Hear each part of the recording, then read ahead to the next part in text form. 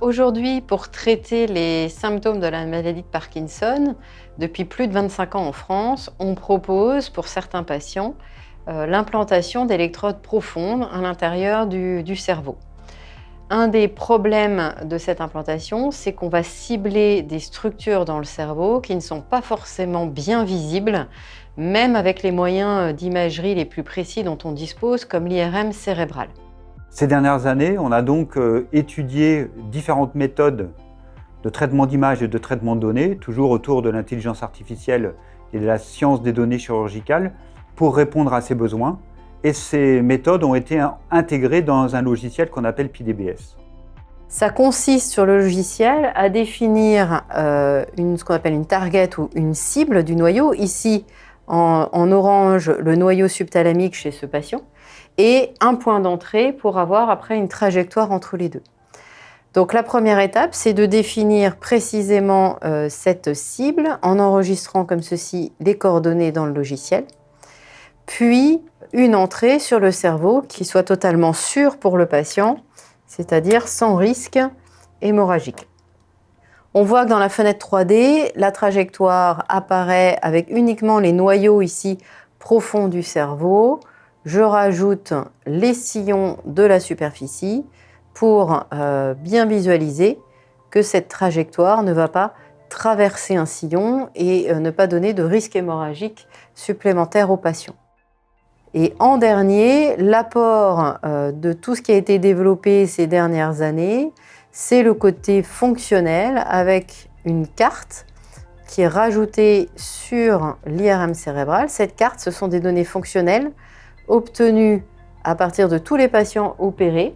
Et cette carte me donne le résultat moteur des patients. Et on voit que l'électrode que je viens de planifier pour ce nouveau patient, elle est bien dans la zone de la carte où il y a le plus de patients qui se sont améliorés, c'est-à-dire avec une couleur qui tend vers l'orange.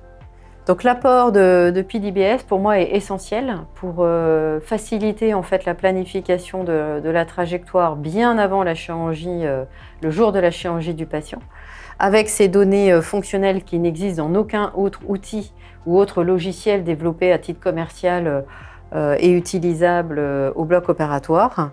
PDBS, au fur et à mesure des années, depuis des années que je l'utilise chez plus de 300 patients opérés, a permis vraiment d'améliorer les résultats post-opératoires en raccourcissant la durée aussi de la chirurgie et avec un résultat ensuite chez les patients qui est très très bon, en tout cas à Rennes. Dans ce contexte de neuroimagerie et de neurosciences, ce qu'on cherche à faire autour de la science des données chirurgicales, c'est de développer des méthodes originales de traitement d'image, de traitement de signal, qui nous permettent d'analyser un peu plus en détail toutes ces données qu'on a dans ce contexte, par exemple ici de la maladie de Parkinson ou de la stimulation cérébrale profonde. Deux exemples. Le premier, on travaille en ce moment sur l'analyse de la connectivité structurelle à partir des données d'imagerie de diffusion pour essayer de diagnostiquer de manière précoce cette maladie de Parkinson. Deuxième exemple, on développe des méthodes qui permettent de reconnaître automatiquement à partir des signaux d'électrophysiologie qui sont acquis dans le bloc opératoire pendant l'implantation des électrodes de stimulation profonde, reconnaître automatiquement quand cette électrode est dans le noyau sous-thalamique, qui est une des cibles principales de la stimulation cérébrale profonde. En ce moment, PDBS utilise principalement une méthode de traitement d'image qui est nommée le raccolage. Le raccolage est le processus de trouver des caractéristiques ou des positions qui correspondent entre deux images et de les utiliser pour créer une transformation entre les espaces de coordonnées de chaque image. Et donc, on peut utiliser cette transformation pour transférer les informations d'une image à l'autre. On l'utilise actuellement pour faire la segmentation, mais on peut faire aussi ce processus à l'inverse. On peut collecter des informations qui sont spécifiques au patient, comme l'efficacité de l'intervention ou la présence des effets secondaires, et transférer ces informations à un atlas. Ça nous donne un atlas qui représente la probabilité des effets secondaires ou l'amélioration des symptômes de patient.